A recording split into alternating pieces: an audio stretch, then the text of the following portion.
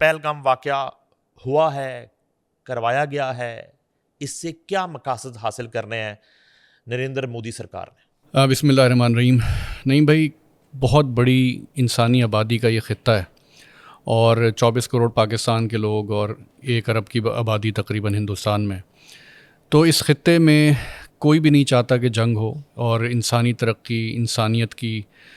جو بہتری ہے، ہر کسی کی خواہش ہے کہ یہ ہو۔ لیکن افسوس کے ساتھ ہمارا جو پڑوسی ملک ہے، اس کے جو جنگی عزائم ہیں، اور جو خاص طور پہ جس ریویژنسٹ ایجنڈے کے اوپر وہ گامزن ہے کئی دہائیوں سے، اب وہ اپنی پیک پہ آ چکی ہے چیز۔ پاکستان نے بہت سارے اقدامات کیے، دنیا کے ساتھ چلنے کی کوشش کی، امن کے لیے بہت بڑی قیمتیں پاکستان نے دیں، بڑے بڑے الزام پاکستان نے کشمیر ایشو کے اوپر بہت کچھ،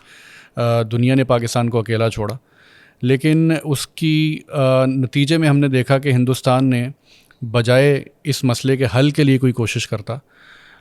اس نے الٹا پاکستان میں بھرپور دہشت گردی بھی کی، اور وہ دہشت گردی ہر سطح پہ ہوئی۔ ہم نے پچھلے کئی دہائیوں میں افغانستان کی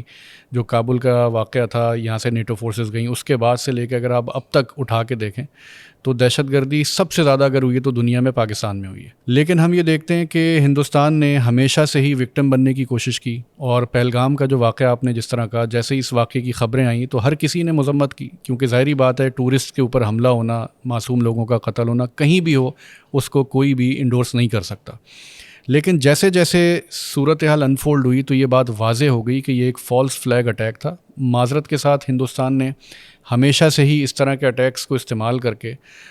ہمیشہ سے ہی پاکستان کو الزام دیا، اور اپنا جو اس کا ایجنڈا پاکستان کے خلاف ہے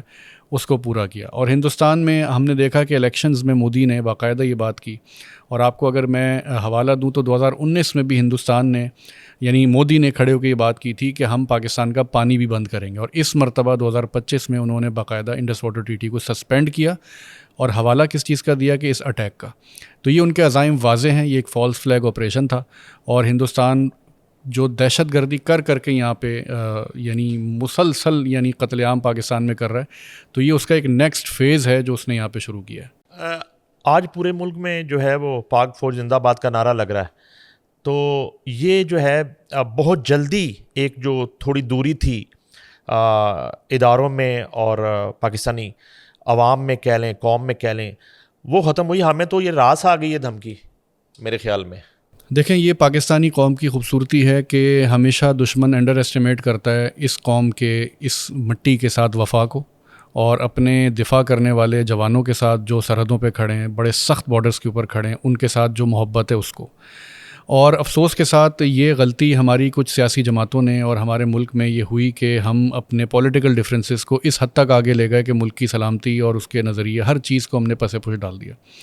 لیکن جب بھی ہندوستان نے کوئی اس طرح ڈائریکٹ انٹرونشن کی بات کی تو پوری قوم یونائٹ ہو گئی، اور یہی ہم اس وقت بھی دیکھ رہے ہیں۔ تو لیکن یہ ہندوستان کی میں سمجھتا ہوں مس کیلکولیشن تھی، کیونکہ وہ یہ سمجھ رہے تھے کہ جتنی انسٹیبلٹی پولیٹیکل ہے، جتنا انہوں نے لوگوں کو قومیتوں میں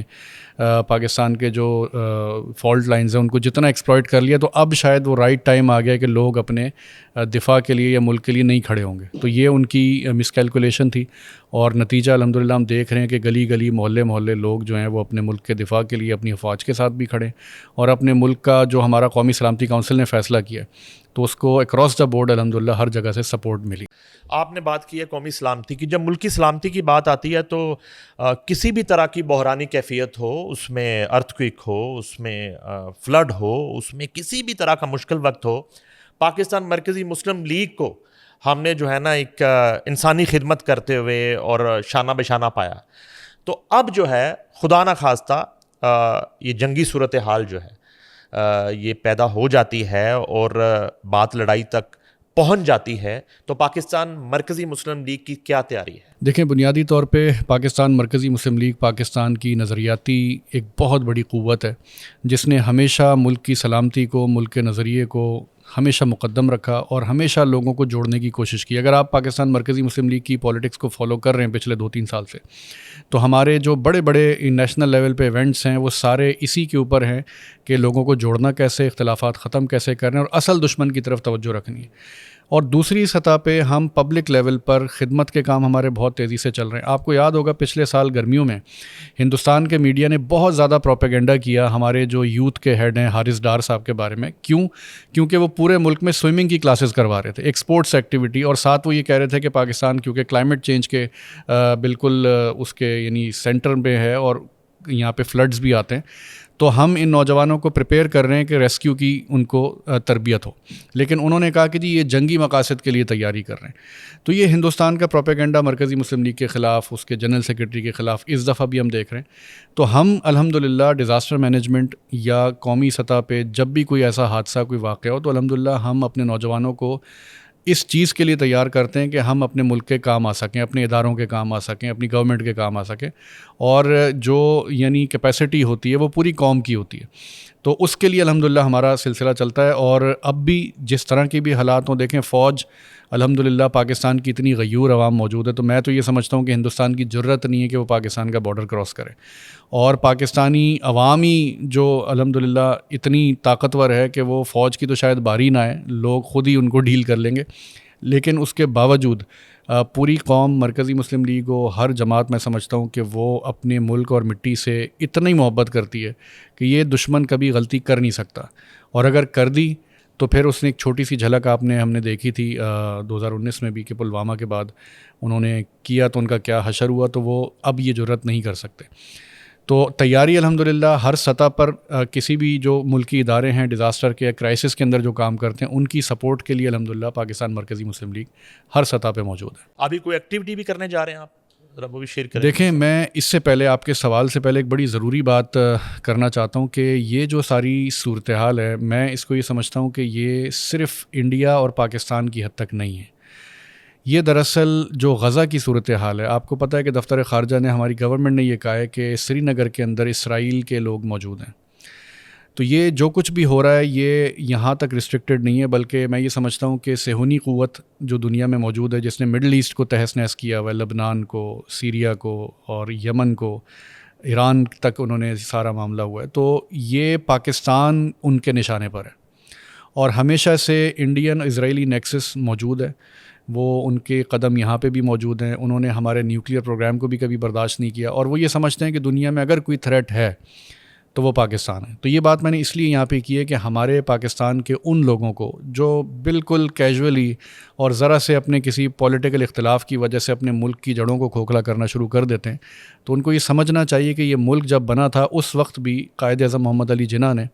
اپنے 1946 کے دورے میں ایجپٹ میں جا کے یہ بات کی تھی کہ پاکستان بنیادی طور پہ ایک قلعہ ہے جو آپ تک ہندو جو کیا کہتے ہیں امپیریلزم ہے اس کے قدموں کو روکے گا. ہمارے سامنے آج کے حالات میں واضح ہو رہی ہے کہ ایک طرف زائنسٹ قوتیں, ایک طرف ہندوتوا کی فورسز, اور بیچ میں یہ نظریے والا پاکستان جو لا الہ الا اللہ کی بنیاد پہ بنا ہے, وہ ایک مضبوط قلعہ ہے جس کو گرانے کے لیے پوری دنیا کی قوت اس وقت لگی ہوئی ہے. اسی وجہ سے یہ فالس فلیگ اٹیک ہوا ہے کہ ایک طرف انٹرنلی پاکستان امپلوڈ ہو, دوسری طرف ایکسٹرنلی ہندوستان اس کو کانٹیکس میں لا کے. آج کی نیو یارک ٹائمز کی رپورٹ اگر آپ اٹھا کے دیکھیں تو انہوں نے یہ بات کہی ہے کہ ہندوستان نے اپنے فورن ایمبیسیز کے لوگوں کو بلا کے یہ جواز فراہم کرنے کی کوشش کی ہے کہ وہ پاکستان کے اوپر کوئی ایڈونچر کرنا چاہتے ہیں, لیکن ان کے پاس ثبوت کوئی نہیں ہے. تو دنیا یہ کہہ رہی ہے کہ اس اٹیک کا کوئی ثبوت نہیں ہے, فالس فلیگ ہے, لیکن ہندوستان کے عزائم بڑے واضح ہیں اور اس کا صرف حل جو ہے وہ پاکستانی قوم کا اتحاد ہے. تو اب جو آپ نے سوال کیا تھا اس کے حوالے سے میں بتاؤں کہ جب یہ واقعہ ہوا ہے تو اگلی صبح پورے ملک میں مرکزی مسلم لیگ نے پروٹیسٹ کی کال دی, پوری قوم کو جمع کرنے کی بات کی, اور ملک کے ہر پریس کلب کے باہر آپ انٹرنیشنل میڈیا اٹھا کے دیکھ لیں تو مرکزی مسلم لیگ اور ہزاروں لوگ, لاکھوں لوگ نکلے اور انہوں نے اپنے ملک کے لیے اس کا جھنڈا اٹھایا, نعرے لگائے اور دشمن کو پیغام دیا کہ ہم متحد ہیں.